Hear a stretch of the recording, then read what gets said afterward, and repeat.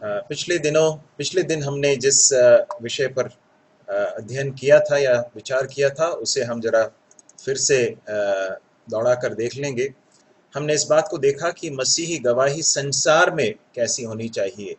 एक विश्वासी को संसार में प्रभु यीशु मसीह के गवाह के रूप में किस तरह से जीना चाहिए। हमने देखा इसमें कि दो गलत तरीके हैं। एक तो यह है कि हम अपने आप को पूरी रीति से संसार के लोगों से काट लें और उनके साथ कुछ भी मेल जोल न रखें, या अपने आप को उनके साथ जिस तरह से एक मेल जोल रख कर उनके ऊपर प्रभाव डालना चाहिए, उसके विपरीत हम अपने आप को काट लें। और हमने इस बात को देखा था कि एक सही तरीका नहीं है। दूसरा तरीका है कि समझौता कर लेना, संसार के लोगों के समान व्यवहार करने लगना। हमने देखा कि सही तरीका यह है कि हम संसार में तो हैं परंतु संसार के समान नहीं, परंतु संसार के ऊपर प्रभाव डालने के लिए बुलाए गए हैं। और फिर हमने देखा कि मसीह गवाही जीवन के द्वारा और वचन के द्वारा या फिर सुसमाचार की घोषणा के द्वारा हमें करनी है। हमने देखा किस तरह से हम जहां पर रहते हैं वहां पर हमारे आचरण के द्वारा ये जरूरी है कि प्रभु यीशु मसीह की हम गवाही दे सकें। हमारे कार्यस्थल में हमारी मसीही गवाही के विषय में हमने विचार किया, और हम में से जितने विद्यार्थी हैं उनके लिए हमने देखा कि हम अपने कैंपस में, अपने विद्यालय या कॉलेज में किस तरह से मसीह की गवाह हो सकते हैं। फिर हमने इसके पश्चात हमने देखा कि वचन के द्वारा या सुसमाचार की घोषणा के द्वारा परमेश्वर हमसे अपेक्षा करते हैं कि हम प्रभु यीशु मसीह के गवाह हों। आज का जो हमारा विषय है वो यह है कि कलीसिया में मसीही गवाही। कलीसिया में एक विश्वासी को किस तरह से प्रभु यीशु मसीह का गवाह होकर जीने की बुलाहट प्रभु ने दी है। और इसमें हम जाएं इससे पहले हम एक भाग पढ़ेंगे, पहला तीमुथियुस उसका 3रा अध्याय और उसका 15वां पद। पहला तीमुथियुस 3रा अध्याय और उसका 15वां पद, और उसके उस भाग को जिस पर हमें ध्यान करना है, वहां उस भाग को मैंने आपके सामने स्क्रीन पर शेयर किया है। वहां पर इस तरह से लिखा है कि परमेश्वर के घराने में जो जीवते परमेश्वर की कलीसिया है और जो सत्य का खंभा और नींव है, कैसा बर्ताव करना चाहिए। प्रेरित पौलुस तीमुथियुस को इस पत्री को लिखते समय बताता है कि परमेश्वर की जो कलीसिया है, जीवते परमेश्वर की जो कलीसिया है, उसमें एक विश्वासी का बर्ताव कैसा होना चाहिए। ये बहुत ही महत्वपूर्ण विषय प्रेरित पौलुस बताता है कि कलीसिया परमेश्वर का घराना है, परमेश्वर का मानो घर है, और वो सत्य का खंभा और नींव है। और इसलिए ये बहुत ही महत्वपूर्ण है कि हम कैसे इस कलीसिया में बर्ताव करते हैं। कलीसिया क्या एक ऐसा स्थान है जहां पर सप्ताह में हम 2 या 3 बार हम मिलते हैं, एक सामाजिक गैदरिंग के लिए, सामाजिक मिलन के लिए एक समय होता है? ऐसा नहीं है। कलीसिया जो है वो वास्तव में देखा जाए तो परमेश्वर का घर है, जहां परमेश्वर वास करते हैं। परमेश्वर हमारे बीच में चलते फिरते हैं, हमारे जीवन को बहुत ध्यान से देखते हैं, निरीक्षण हमारे जीवन का करते हैं।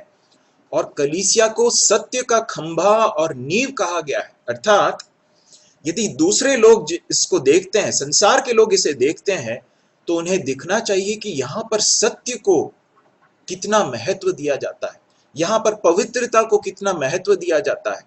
ये परमेश्वर का घराना है, यहां पर परमेश्वर वास करते हैं, यहां पर परमेश्वर का राज्य चलता है। और इसलिए प्रेरित पौलुस बताता है तीमुथियुस को कि परमेश्वर के घराने में जो जीवते परमेश्वर की कलीसिया है और जो सत्य का खंभा और नींव है, कैसा बर्ताव करना चाहिए। हमारा जो बर्ताव है कलीसिया में, हमारी जो गवाही है, वो बहुत ही महत्वपूर्ण है। परमेश्वर उसे बहुत ध्यान से देखते हैं। हमारा बर्ताव कलीसिया में कैसा है, इस बात को देखने वाला, उसको निरीक्षण करने वाला, उसे तौलने वाला एक परमेश्वर है। इस बात का बोध हमारे मन में बहुत सामर्थ्य के साथ रहना जरूरी है। हम किस तरह से बर्ताव करते हैं, हमारा कलीसिया के अंदर हमारा योगदान कैसा है, हमारा सहविश्वासियों के साथ संबंध कैसा है, अगुओं के प्रति हमारी अधीनता कैसी है, ये सारी बातें बहुत महत्वपूर्ण है। परमेश्वर इसे बहुत बहुत ध्यान के साथ देखते हैं।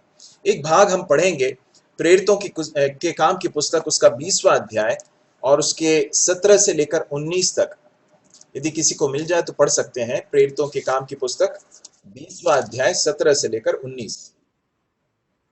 उसने मिलेतुस से इफिसुस में कहला भेजा और कलीसिया के प्राचीनों को बुलवाया। जब वे उसके पास आए तो उनसे कहा, तुम जानते हो कि पहले ही दिन से जब मैं आसिया में पहुंचा, मैं हर समय तुम्हारे साथ किस प्रकार रहा, अर्थात बड़ी दीनता से और आंसू बहा बहा कर, और उन परीक्षाओं में जो यहूदियों के षड्यंत्र के कारण मुझ पर आ पड़ी, मैं प्रभु की सेवा करता ही रहा।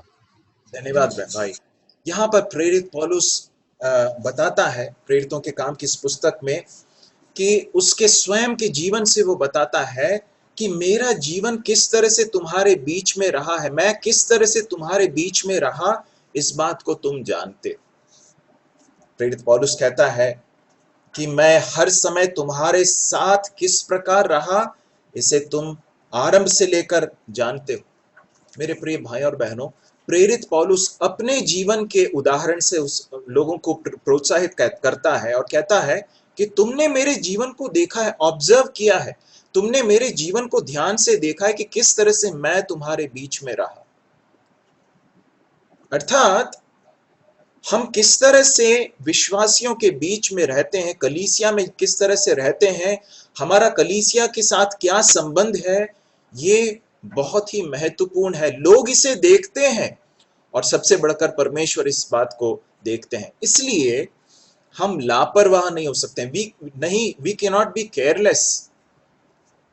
देखिए, हम कई बार इस बात को देखते हैं कि अनेक विश्वासी अपनी नौकरी के विषय में या अपने व्यवसाय के विषय में या अपने घरेलू कार्य के विषय में, अपने करियर के विषय में, अपनी पढ़ाई के विषय में, अपने जीवन के जो दूसरे जितने भी क्षेत्र हैं उनके प्रति बहुत गंभीर रहते हैं, उसमें अपना पूरा परिश्रम करते हैं।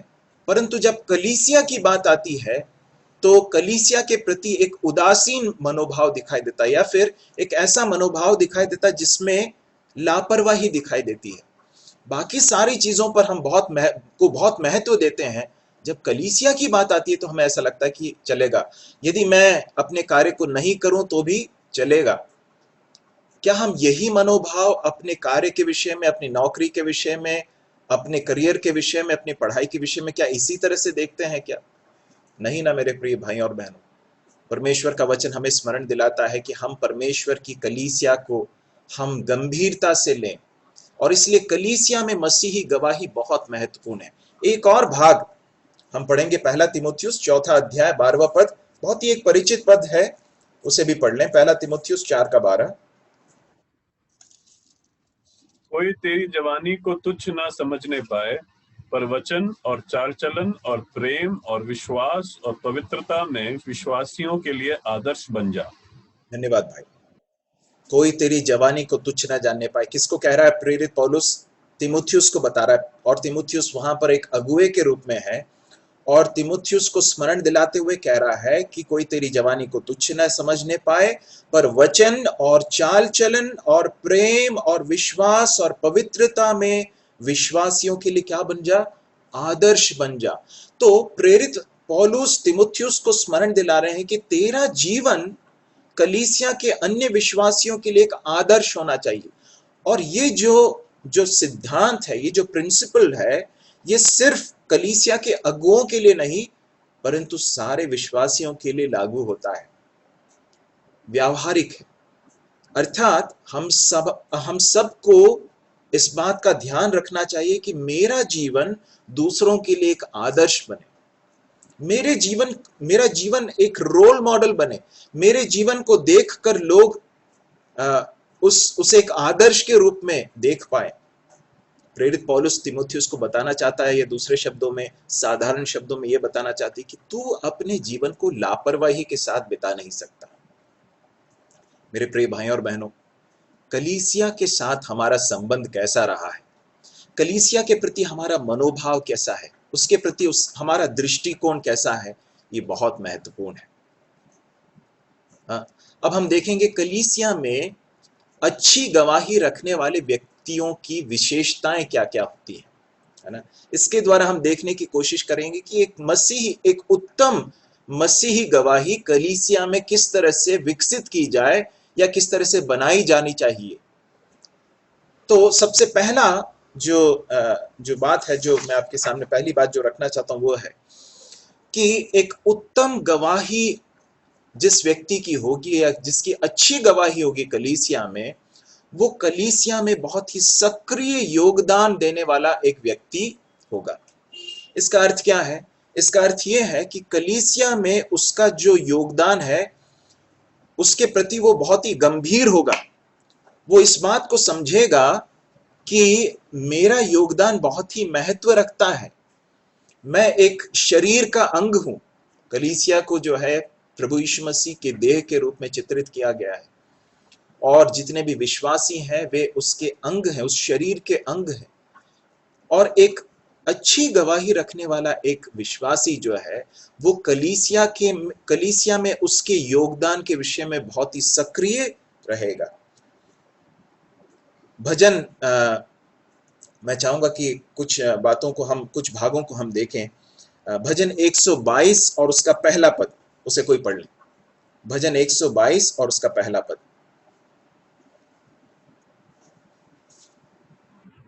जब लोगों ने मुझसे कहा आओ हम यहोवा के भवन को चलें, तब मैं आनंदित हुआ। धन्यवाद भाई। जब लोगों ने मुझसे कहा कि आओ यहोवा के भवन को चलें तो मैं आनंदित हुआ। एक सुंदर गीत है, मैं खुश हुआ जब वो मुझे कहने लगे आ खुदा के घर चले। मेरे प्रिय भाइयों और बहनों, जब कलीसिया की सभाओं में जाने और आज के इस परिप्रेक्ष्य में देखें तो हम मिल नहीं पा रहे हैं, तो जब कलीसिया की जो जूम मीटिंग्स होती हैं या इस तरह की जो माध्यम के द्वारा हम मीटिंग्स रखते हैं, उन सभाओं के प्रति, कलीसिया में अपने सह विश्वासियों से मिलने के प्रति हमारा मनोभाव कैसा है?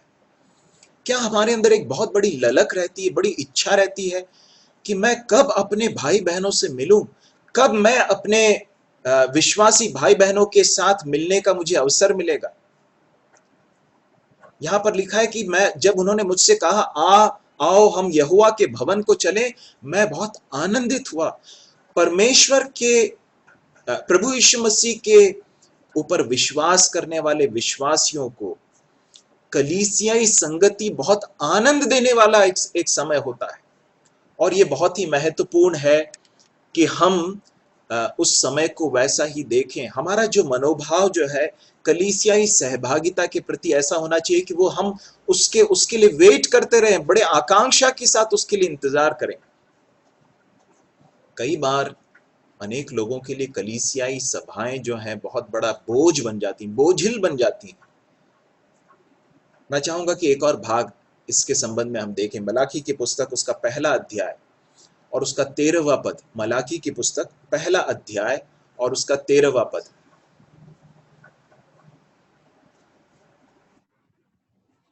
फिर तुम ये भी कहते हो ये कैसा बड़ा उपद्रव है, सेनाओं के यहोवा का वचन है, तुमने उस भोजन वस्तु के प्रति नाक भौं सिकोड़ी और अत्याचार से प्राप्त किए हुए और लंगड़े और रोगी पशु की भेंट ले आते हो। क्या मैं ऐसी भेंट तुम्हारे हाथ से ग्रहण करूं? यहोवा का यही वचन है। परमेश्वर अपने लोगों को, इजरायली लोगों को संबोधित करते हुए ये कहते हैं, फिर तुम ये भी कहते हो ये कैसा बड़ा उपद्रव है। अंग्रेजी में जो उसके लिए जो शब्द है वो इस तरह से है, व्हाट अ वेरीनेस, मतलब कितना बड़ा बोझ है। अरे अब मीटिंग के लिए जाना होगा, अरे अब मीटिंग में नहीं गए तो जो कलीसिया के जो अगुए हैं वो मुझसे पूछेंगे। कलीसियाई सहभागिता जो है क्या हमें आनंद देती है? क्या हम उसमें आनंद लेते हैं या हमारे लिए वो बोझ का एक कारण बन जाती है? मैं आपको बताना चाहता हूं कि बोझ कब बन जाता मालूम है? जब परमेश्वर के साथ हमारा संबंध सही नहीं रहता है तो फिर कलीसियाई सभाएं हमारे लिए बोझिल बन जाती हैं, हमारे लिए बहुत बड़ा एक क्या बोलना चाहिए उपद्रव बन जाती है। यहाँ पर इस तरह से लिखा। हम मलाकी की पुस्तक को हम पढ़ें तो हमें समझ में आता है कि परमेश्वर के लोगों ने परमेश्वर के साथ के उस प्रेम के संबंध को छोड़ दिया।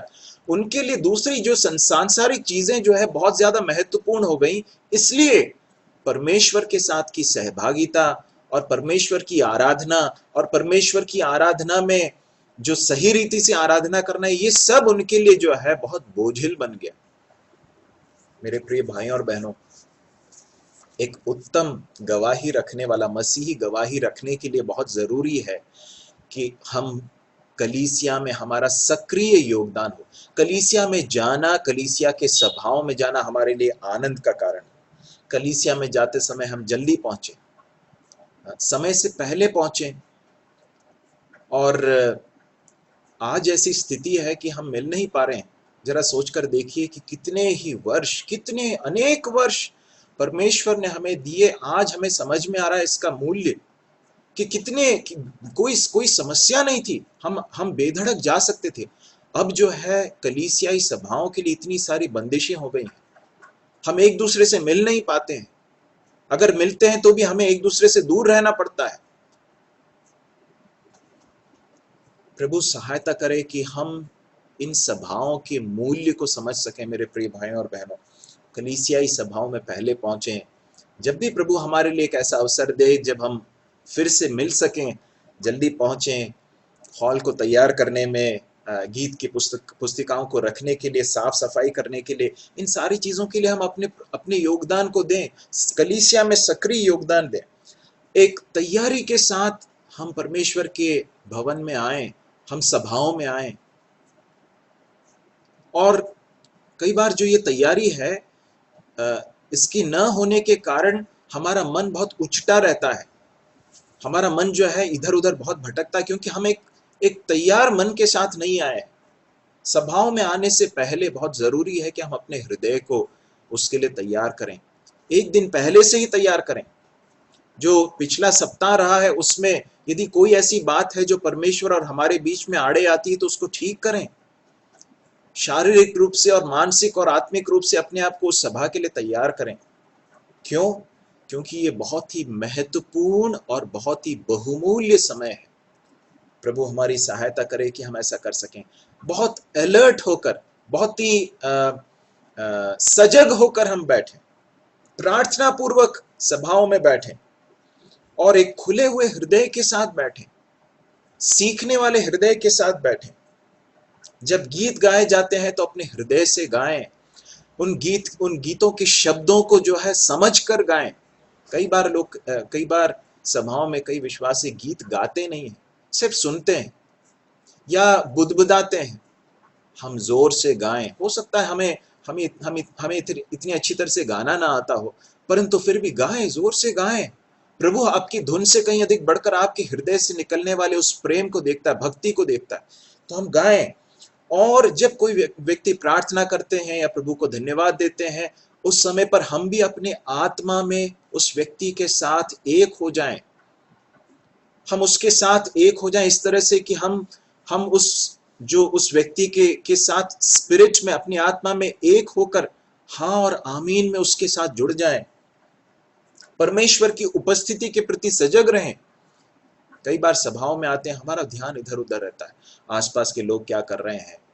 कई बार हमारे मन में ऑफिस के ख्याल आ सकते हैं या फिर बहुत सारी दूसरे विचार आ सकते हैं, परंतु ये कितना महत्वपूर्ण समय है।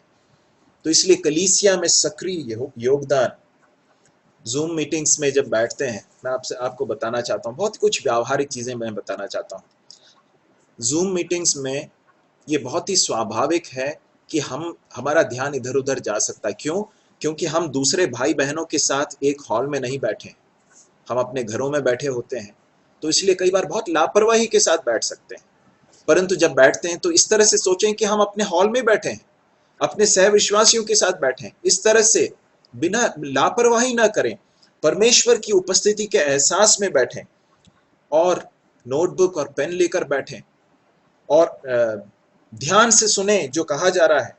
परिवार के साथ बैठें, बच्चों को हम प्रोत्साहित करें, बच्चों को अनुशासित करें कि वे भी साथ में बैठें और समझ सकें कि ये जो दौर है जो कोरोना का जो ये दौर चल रहा है, ये भले ही बहुत कठिन दौर है, परंतु ये इस समय पर हम लापरवाह नहीं हो सकते हैं। जब गीत गाए जाते हैं तो ये संभव नहीं है कि सब लोग एक साथ गाएं, अनम्यूट करके सभी लोग एक साथ गाएं, क्योंकि वो संभव नहीं है। सबकी आवाजें अलग अलग तरीके से आएंगी, एक साथ नहीं आएंगी। इसलिए कोई एक व्यक्ति जो जब लीड करते हैं या एक से अधिक लोग लीड करते हैं, तो उस समय पर हम भले ही म्यूट हैं, हमारा माइक ऑफ होगा, परंतु हम जोर से गाएं, अपने अपने स्थानों में उसके साथ जुड़कर गाएं।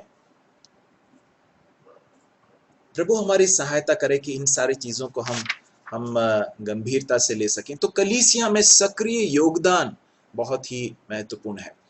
दूसरी बात, सह विश्वासियों के साथ हमारा उदाहरणीय संबंध। एक अच्छी गवाही रखने वाला व्यक्ति सह विश्वासियों के साथ बहुत ही उदाहरणीय या बहुत ही उत्तम एक संबंध रखेगा। मरकुस रचित सुसमाचार 9वां अध्याय और उसके 50वें पद को कोई पढ़ लें। नमक अच्छा है, पर यदि नमक का स्वाद जाता रहे तो उसे किस से नमकीन करोगे? अपने में नमक रखो और आपस में मेल मिलाप से रहो। आपस में मेल मिलाप से रहो। देखिए, प्रभु यीशु मसीह ने पहाड़ी उपदेश में इस तरह से कहा, धन्य है वे जो मेल कराते हैं, वे परमेश्वर की संतान कहलाएंगे। ये परमेश्वर के संतानों की खासियत है कि वे मेल मिलाप की खोज में रहते हैं। और हमारा जो विरोधी है ना, शैतान, वो हमेशा इस फिराक में रहता है कि किस तरह से विश्वासियों के बीच में फूट डाले, झगड़े उत्पन्न करे। और इसलिए बहुत ही जरूरी है कि एक अच्छी गवाही रखने के लिए हम आपस में मेल रखें, आपस में जो आत्मा की एकता है उसको बनाए रखने के लिए परिश्रम करें। ये आसान नहीं है मेरे प्रिय भाई और बहनों, क्योंकि कलीसिया में अलग अलग पृष्ठभूमि से आने वाले लोग रहते हैं, अलग अलग परिपक्वता रखने वाले लोग रहते हैं, और कई बार कई लोगों की बातें आपको शायद बुरी लग सकती हैं। हो सकता है आपकी बात से किसी को बुरा लग जाए। तो ये सारी चीजें बहुत स्वाभाविक हैं, और उस समय पर बहुत ही जरूरी है कि हम एक दूसरे के साथ मेल के साथ रहें, है ना। रोमियो उसके 15वें अध्याय के 7वें पद में इस तरह से लिखा, जिस तरह से मसीह ने तुम्हें ग्रहण किया है, वैसे ही तुम भी एक दूसरे को ग्रहण करो। एक दूसरे को ग्रहण करना, एक दूसरे को एक्सेप्ट करना, अपनी सारी कमजोरियों के साथ, हमारी सारे जो गलतियां हैं, जो वीकनेसेस हैं, जो भी हमारे व्यक्तित्व के जो खामियां हैं, उसके साथ हम एक दूसरे को एक्सेप्ट कर सकें, एक दूसरे को ग्रहण कर सकें। प्रभु ने भी तो हमारे साथ यही किया है मेरे प्रिय भाई और बहनों। क्या प्रभु ने हमें ग्रहण करने से पहले यह कहा कि तुम जरा सुधर जाओ, उसके बाद मैं तुम्हें ग्रहण करूंगा? नहीं। परंतु हम देखते हैं कि प्रभु ने हम जैसे थे वैसे ही हमें ग्रहण कर लिया। प्रभु हमारी सहायता करे कि जैसे मसीह ने हमें ग्रहण किया है, वैसे ही हम एक दूसरे को ग्रहण कर सके। सह विश्वासियों के साथ एक उदाहरणीय संबंध रखने के लिए जरूरी है कि हम एक दूसरे को एक्सेप्ट करें। कई बार हम हमारे सह विश्वासियों की गलतियों को तो बहुत अच्छी तरह से देख पाते हैं, परंतु हम इस बात को नहीं देख पाते हैं कि शायद हमारे जीवन में कुछ ऐसी चीजें हो सकती हैं जो दूसरे लोगों को पसंद नहीं आती। परंतु परमेश्वर का वचन स्मरण दिलाता है कि हम एक दूसरे को ग्रहण करें। इफिसियों उसके 4 अध्याय के 32वें पद को कोई पढ़ लेंगे कृपया? इफिसियों 4 का 32। एक दूसरे पर कृपालु और करुणामय हो, और जैसे परमेश्वर ने मसीह में हम तुम्हारे अपराध क्षमा किए, वैसे ही तुम भी एक दूसरे के अपराध क्षमा करो। धन्यवाद। एक दूसरे के प्रति कृपालु बनो, दयालु बनो। Be kind and compassionate to one another.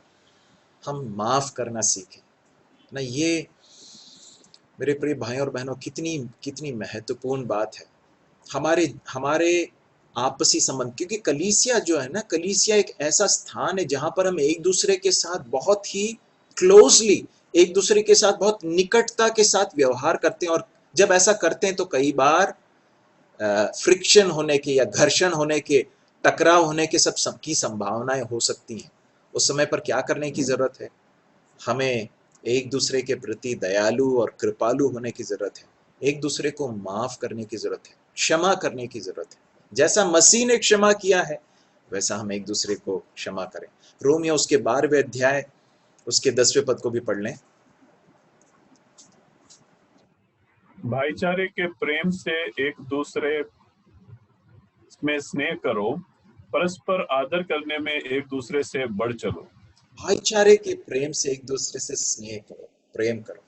भाईचारे का प्रेम क्या है? इसका अर्थ यह है, हो सकता है कई बार हमारे भाई के या हमारी बहन की कोई बात हमें बुरी लग जाए या हमें ठेस पहुंचे, तब क्या सोचना है? यह सोचना है कि जो भी हो ये मेरा भाई है, कुछ भी हो ये मेरा भाई है, कुछ भी हो अंततः ये मेरा भाई है, ये मेरी बहन है, और इसलिए मैं उसे माफ करता हूं और मैं उसकी बात को सहने के लिए तैयार। भाईचारे का प्रेम यह है, और लिखा है कि be devoted to one another, एक दूसरे के प्रति प्रेम में समर्पित रहो, इस तरह से इसका अर्थ है। प्रभु हमारी सहायता करे कि इस तरह के संबंध को, सह विश्वासियों के साथ एक उदाहरणीय संबंध विकसित करने के लिए प्रभु हमारी सहायता करे। आसान नहीं है मेरे प्रिय भाई और बहनों, परमेश्वर के बड़े अनुग्रह की जरूरत है। बिना परमेश्वर के अनुग्रह के हम प्रेम करना, सहना, क्षमा करना और ग्रहण करना, ये सारी चीजें नहीं कर सकते हैं। परमेश्वर के अनुग्रह से ही ये संभव है। परमेश्वर हमारी सहायता करे कि हम ऐसा कर सकें। फिर रोमियो उसके पहले अध्याय उसके 10 से लेकर 12 तक प्रेरित पौलुस कहता है, रोमियो को जब पत्र लिखना आरंभ करता है तो वो कुछ कहता है, उसे भी कोई पढ़ लेंगे प्लीज।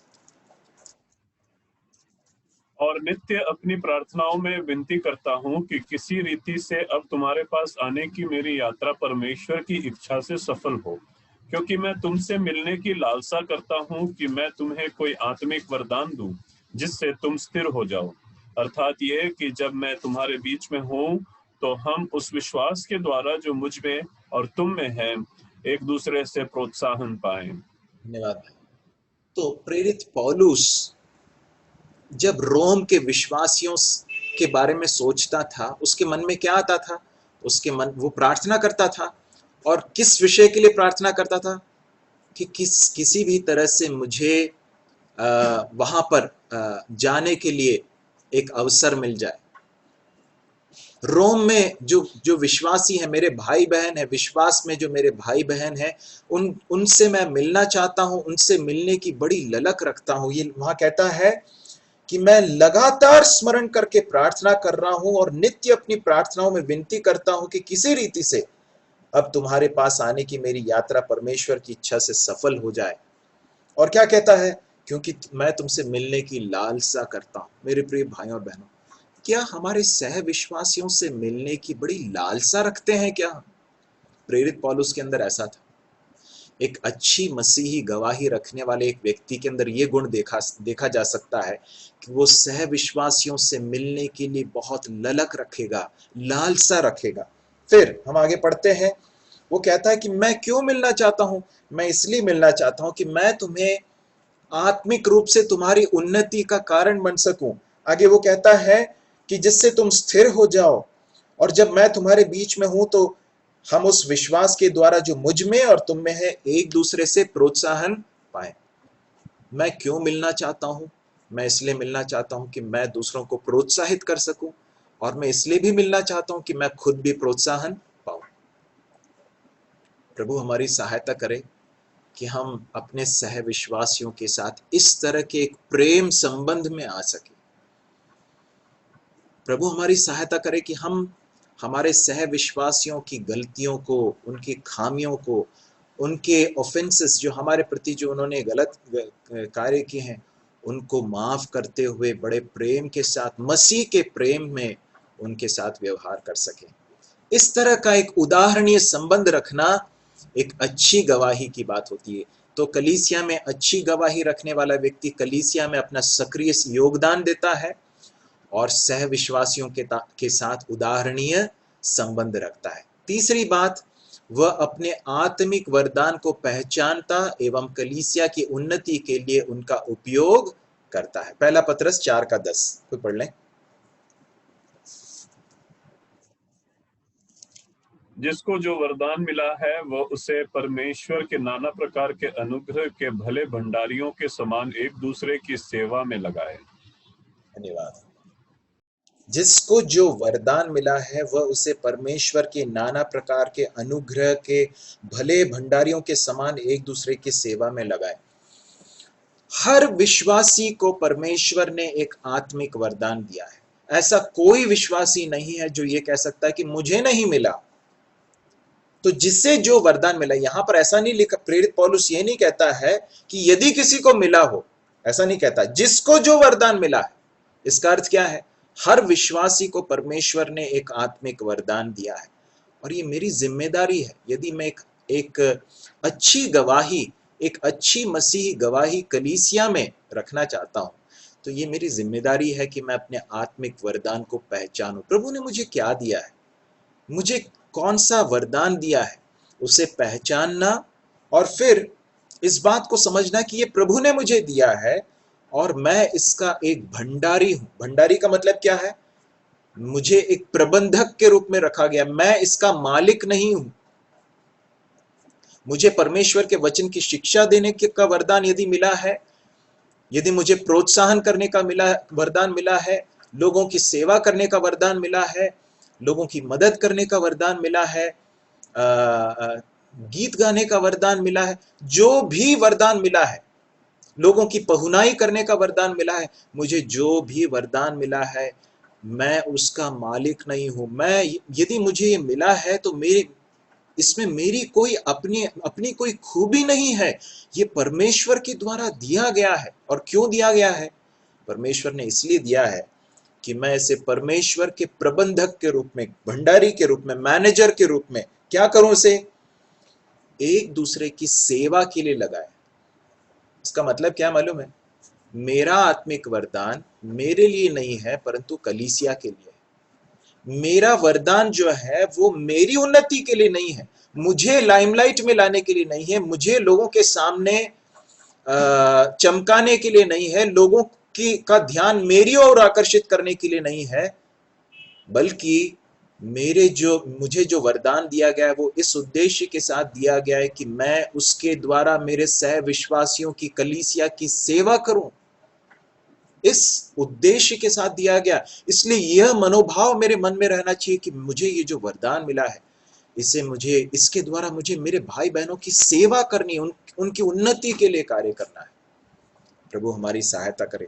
यदि ऐसा हम करते हैं तो हमें ये समझने की जरूरत है, मेरे भाई को दूसरा वरदान मिला होगा, मेरी बहन को दूसरा कोई वरदान मिला होगा, मुझे उसके साथ कंपटीशन करने की कोई जरूरत नहीं।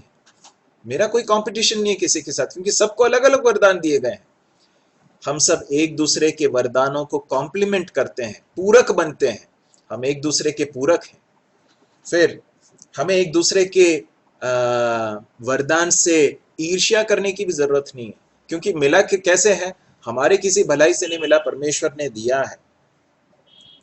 और यदि हम अपने वरदान का उपयोग नहीं करेंगे और यदि हम सिर्फ अपने ही बारे में सोचते रहेंगे, तो फिर हम एक नॉन फंक्शनिंग पार्ट के रूप में या फिर एक ऐसे अंग के रूप में बन जाएंगे जो अपने काम को कर नहीं रहा।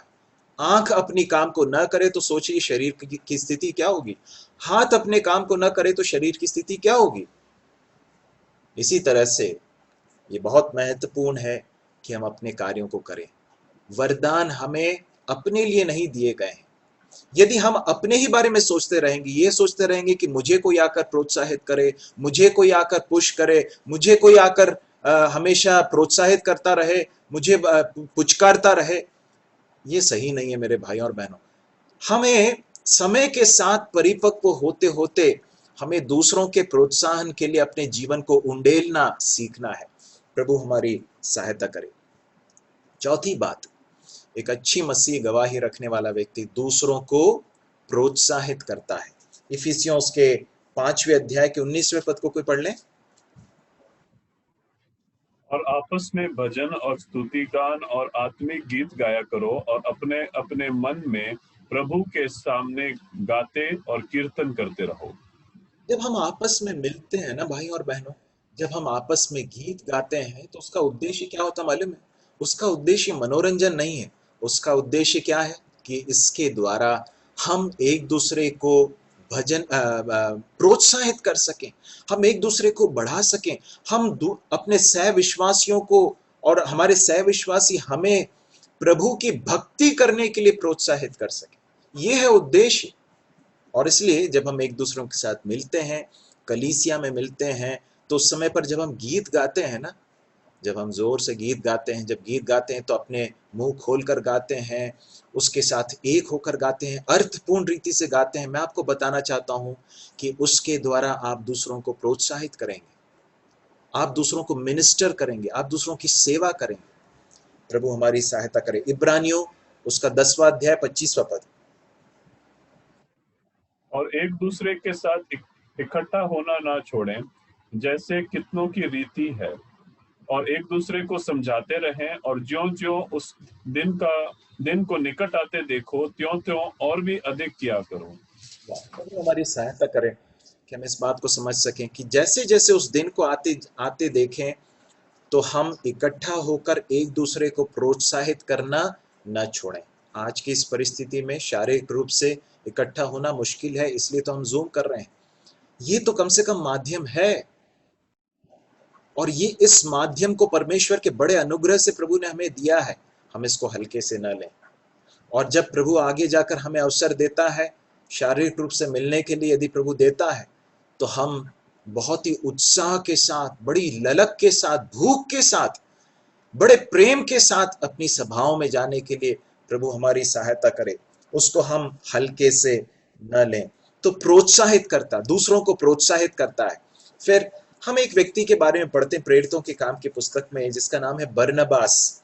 प्रेरितों के काम की पुस्तक 4थे अध्याय की 36वें पद में, 9 के 27 में, 12 के 25 में, 15 के 39 में, इन चारों भागों में हम बरनबास के बारे में पढ़ सकते हैं। मैं चाहूंगा कि हम इन भागों को एक एक करके पढ़ लें। यूसुफ नाम साइप्रस का एक लेवी था, जिसका नाम प्रेरितों ने बरनबास अर्थात शांति का पुत्र रखा था। या देखिए, इसका नाम बरनबास नहीं था, इसका नाम रखा गया था। आप जानते हैं, कई बार हम अपने भाइयों को प्रेम से कुछ निकनेम दे देते हैं या कुछ नया नाम डालते हैं। इसी तरह से प्रेरितों ने इस व्यक्ति को एक नया नाम दिया। उसका नाम क्या डाल दिया गया? बरनबास। और बरनबास का अर्थ क्या है? शांति का पुत्र या प्रोत्साहन का पुत्र। अब जरा देखें 9वें अध्याय के 27वें पद को, इसने क्या किया? परंतु बरनबास ने उसे अपने साथ प्रेरितों के पास ले जाकर उनको बताया कि इसने किस रीति से मार्ग में प्रभु को देखा, और उसने इससे बातें की। फिर दमिश्क में इसने कैसे हियाव से यीशु के नाम से प्रचार किया।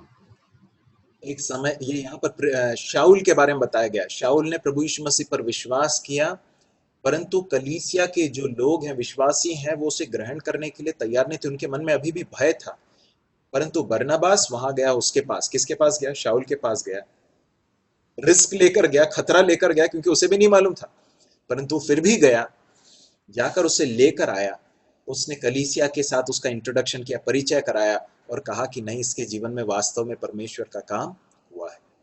12वें अध्याय के 25वें पद को देखें।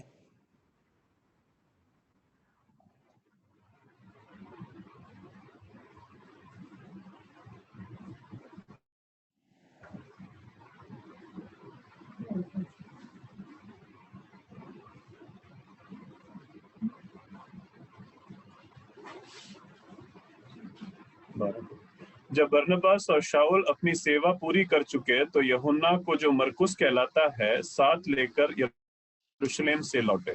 या अब यहाँ पर बरनबास जो है, एक और व्यक्ति को, शाऊल, पौलुस उसके साथ है, परंतु उसके साथ उनके साथ एक और व्यक्ति को ये लोग ले लेते हैं। कौन है वो? मरकुस, जो यूहन्ना कहलाता था। यूहन्ना जो मरकुस कहलाता था, जॉन मार्क है उसका नाम। उसको वो लोग लेकर चलते हैं। देखिए, आगे जाकर हम देखते हैं कि मिशनरी यात्रा में ये अपने साथ ले जाते हैं, परंतु कुछ यात्रा पूरी करने के बजाय मरकुस जो है अपनी यात्रा अधूरी छोड़कर चला जाता। क्या कारण था नहीं मालूम, परंतु प्रेरित पौलुस को जो है ये बात पसंद नहीं आती, उसको बहुत खराब लगता है। और अगली यात्रा में जब पौलुस और बरनबास निकलने के लिए हो जाते हैं, उस समय पर बरनबास कहता है कि मरकुस को ले चलते हैं, पौलुस कहता है कि नहीं, उसको नहीं ले चलना है, उसने यात्रा बीच में छोड़ दी थी। और उनके बीच में इसके कारण विवाद होता है, वे लोग अलग अलग जाते हैं। परंतु हम वहां पढ़ते हैं कि प्रेरित पौलुस 15 के 39 में हम पढ़ते हैं कि बरनबास जो है मरकुस को छोड़ता नहीं है, परंतु क्या करता है, मरकुस को लेकर या दूसरी तरफ यात्रा में जाता है। आप जानते हैं आगे जाकर प्रेरित पौलुस खुद मरकुस के बारे में बताता है कि उस मरकुस को लेकर आना, क्योंकि वो मेरे लिए सेवा के लिए बहुत काम का है। आप जानते हैं ऐसा क्यों हुआ? क्योंकि एक व्यक्ति था जिसने मरकुस को छोड़ नहीं दिया, उसके हाल पर छोड़ नहीं दिया, उसको प्रोत्साहित करने के लिए, उसके साथ चलने के लिए, उसकी कमजोरियों के बावजूद उसको प्रोत्साहित करके उसको आगे ले चलने के लिए एक व्यक्ति था जिसका नाम था बरनबास। एक अच्छी मसीह गवाही रखने वाला व्यक्ति दूसरों को प्रोत्साहित करता है, सह विश्वासियों से मिलता है, उनसे बात करता है। आज के संदर्भ में हम कई बार जाकर मिल नहीं पाते हैं, हम कम से कम फोन पर बात कर सकते हैं। फोन पर बात करें, हो सकता कोई बीमार व्यक्ति हो तो फोन पर उसके लिए प्रार्थना करें, उसे परमेश्वर के वचन से एक दो भाग पढ़कर सुनाएं, उसको प्रोत्साहित करें। यदि वो किसी समस्या में से होकर गुजर रहा है तो उसकी समस्या को सुने। प्रभु हमारी सहायता करे कि हम ऐसा कर सकें। ऐसा करते हुए हम एक अच्छी मसीही गवाही को विकसित कर सकते हैं। इसके बाद फिर हम कुछ और बातों को देखकर समाप्त करेंगे।